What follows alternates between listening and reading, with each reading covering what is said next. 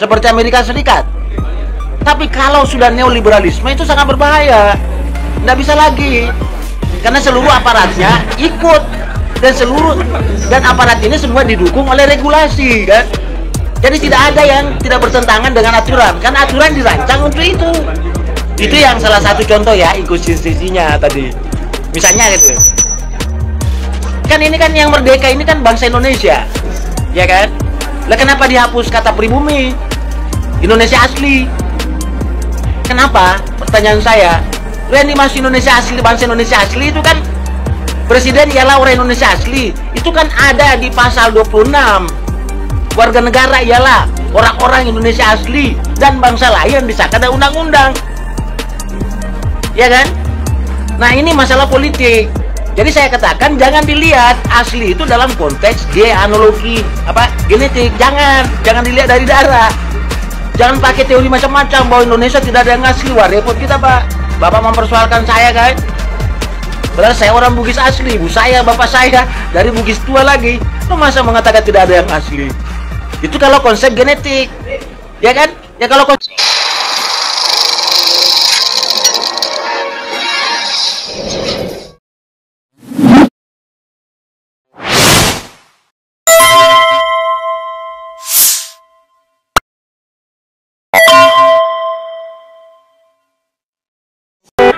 Tejo ambil satu lagi mic-nya boleh? Ya.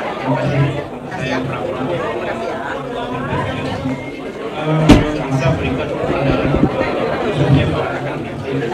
ada pendapat MK yang secara tidak eksplisit menyatakan bahwa Undang-Undang Dasar 45 ini secara tidak keseluruhan inkonsistensi. Saya minta gambaran aja mungkin. Seperti apa sih inkonsistensi substansi secara juridis maupun teoritis dari kajian tadi? Baik, terima kasih. 3 dulu ya, supaya nanti kita selesai. Baik, silakan Pak Mul, inkonsistensinya di mana Pak Mul? Inkonsistensinya di mana Pak Mul? Silakan. Bang Parosi. Ya. Udah, silakan udah on. Jadi pada prinsipnya, ya, kalau kita bilang inkonsistensi itu pada aspek sejarah kelahirannya Indonesia ke arah tujuannya dengan proses yang dicapainya. Misalnya, dia ingin mensejahterakan rakyat, ya. Itu di pasal 33. Tapi rakyat disuruh bersaing dengan kapitalisme. Kan demokrasi ekonomi itu kan. Demokrasi ekonomi kan memberi ruang kepada semua pihak untuk bertarung dalam proses ekonomi. Itu ekonomi politik.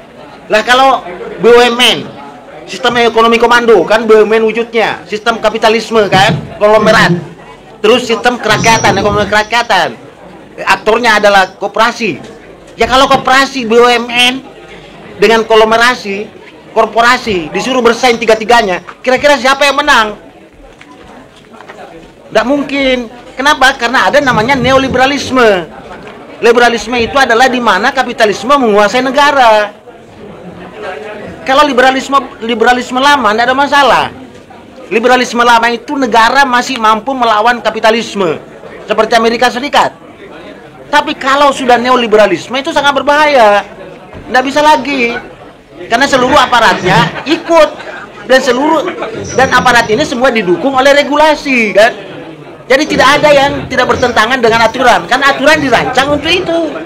Itu yang salah satu contoh ya, inkonsistensinya tadi. Misalnya gitu. Kan ini kan yang merdeka ini kan bangsa Indonesia. Ya kan? Lah kenapa dihapus kata pribumi? Indonesia asli. Kenapa? Pertanyaan saya. Yang dimaksud Indonesia asli, bangsa Indonesia asli itu kan presiden ialah orang Indonesia asli. Itu kan ada di pasal 26. Warga negara ialah orang-orang Indonesia asli dan bangsa lain disahkan ada undang-undang. Ya kan? Nah, ini masalah politik. Jadi saya katakan jangan dilihat asli itu dalam konteks genealogi genetik. Jangan dilihat dari darah. Jangan pakai teori macam-macam bahwa Indonesia tidak ada yang asli. Wah, repot kita, Pak. Bapak mempersoalkan saya, kan? Padahal saya orang Bugis asli. Ibu saya, bapak saya dari Bugis tua lagi. Lo masa mengatakan tidak ada yang asli? Itu kalau konsep genetik.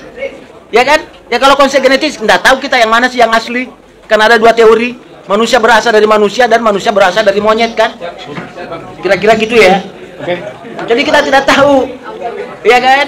Jangan-jangan juga cucunya Nabi Adam ada di sini dan saya adalah salah satu keturunannya misalnya. Kenapa mau pakai teori bahwa nenek moyang Indonesia berasal dari ini, berasal dari ini? Anda ngawur itu. Ini konsep politik ya. Bangsa Indonesia asli itu konsep politik, pribumi itu konsep politik. Ya kan? Indonesia asli itu konsep politik. Siapa itu? Bangsa Jawa, bangsa Sunda, bangsa Batak, bangsa Bugis, bangsa Minang, bangsa Aceh. Itu yang dimaksud bangsa Indonesia asli. Itu yang dimaksud dalam pribumi. Oke, saya kira itu ya. Jadi dua contoh aja diskriminasi tadi, inkonsistensi teorinya tadi ya. Nah, ini barangkali yang perlu saya tegaskan. Saya katakan tadi di dalam, ini adalah deformasi karena merusak sistem politiknya. Coba sekarang, sistem politik apa yang kita bisa harapkan kalau yang berkuasa itu cuma trias politika, baru dibawa partai politik. Kuasai partai politiknya, Bapak sudah kuasai DPR-nya, presidennya kan? Apa yang terjadi sekarang? DPR tidak bisa mengawasi istana, Senayan tidak bisa mengawasi istana. Yang ada adalah Senayan justru jadi juru bicara istana, Pak. Itu inkonsistensi kan? Ya kenapa? Karena salah menerjemahkan tadi. Jangan bawa ini sistem presidensil, ini sistem parlementer. Ya memang itu pertarungan, tapi pilihan pendiri negara kita adalah dia tidak ingin sistem parlementer, tidak ingin juga sistem presidensil. Yang gimana? Sistem demokrasi Indonesia sendiri, di mana ada institusi penjelmaan rakyat kan? Nah, ada yang mengatakan, ya demokrasi harus pemilihan umum langsung dong. Siapa bilang Amerika Serikat tidak ada pemilihan langsung kok? Amerika Serikat sendiri takut pemilihan langsung. Loh, kita berani-beraninya. Sementara prasyarat demokrasi, kriteria demokrasi, prosedur demokrasi kita tidak mungkin, ya kan? Jadi tolong diperbaiki deh. Ini masalah kali. Saya kira itu Bang ya. Mau jawab? Silakan. Inkonsistensi. Ya, kita kembali ke Undang-Undang Dasar 45 sesuai dengan Majelis 1999 itu. Ya kalau sebagaimana yang tadi sudah saya sampaikan, bahwa kalau kita mau mencapai tujuan yang sudah disepakati, ya, itu harus tetap berdiri orang dari kesepakatan awal.